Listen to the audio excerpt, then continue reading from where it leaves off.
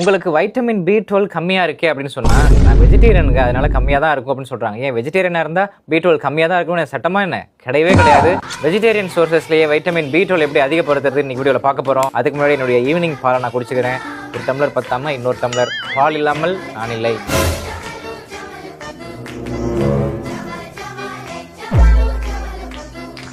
Vitamin B12 குறைபாடுனால கை தடதடன்னு வரும், கை கால் மரத்து போகும், மெகலோபிளாஸ்டிக் அனீமியா வரும், மூளை சரியாக வேலை செய்யாது, ஃபேட்டி லிவர் வரும். இந்த விஷயம் நிறைய பேருக்கு தெரியாது. நான் சிக்கன் சாப்பிட மாட்டேன், மட்டன் சாப்பிட மாட்டேன், டீ காஃபி கூட குடிக்க மாட்டேங்க, எனக்கு எப்படிங்க ஃபேட்டி லிவர் வந்துச்சு நிறைய பேர் கேட்பாங்க. அதனால தாங்க ஃபேட்டி லிவர் வந்துச்சு. B12 குறைபாடு ஃபேட்டி லிவருக்கு ஒரு முக்கியமான காரணம். இவனுக்கு ஒரு சீட் எடுத்து பாருங்க, யா பூரா பொய்யா சொல்லிட்டு தெரியுறாங்கிற மாதிரி தானே இருக்கும். நீங்கன்னா கூகுளில் செக் பண்ணி பாருங்க, எல்லாமே கரெக்டாக தான் இருக்கும். ஒரு நாளைக்கு தேவையான 2.4 மைக்ரோகிராம் B12 2 உணவுப் பொருட்கள் மூலியமாக எடுத்துட முடியும்.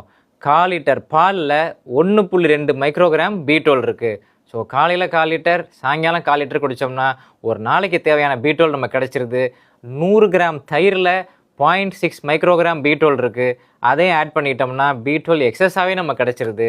இங்கே தான் முக்கியமான கேள்வி வரும், இவ்வளோ பாலும் தயிரும் சாப்பிட்டா கொலஸ்ட்ரால் ஏறிடாதா அப்படின்னு கேட்பாங்க. நல்ல ஆரோக்கியமாக இருக்கக்கூடிய ஒரு மனுஷன் சராசரியாக ஒரு நாளைக்கு 20 கிராம் சேச்சுரேட்டட் ஃபேட் எடுத்துக்கலாம். LDL பிரச்சனை இருக்குது, நான் ஆல்ரெடி ஆன்ஜியோ பண்ணியிருக்கேன், பிளட் ப்ரெஷர் இருக்குது, உங்களுக்கு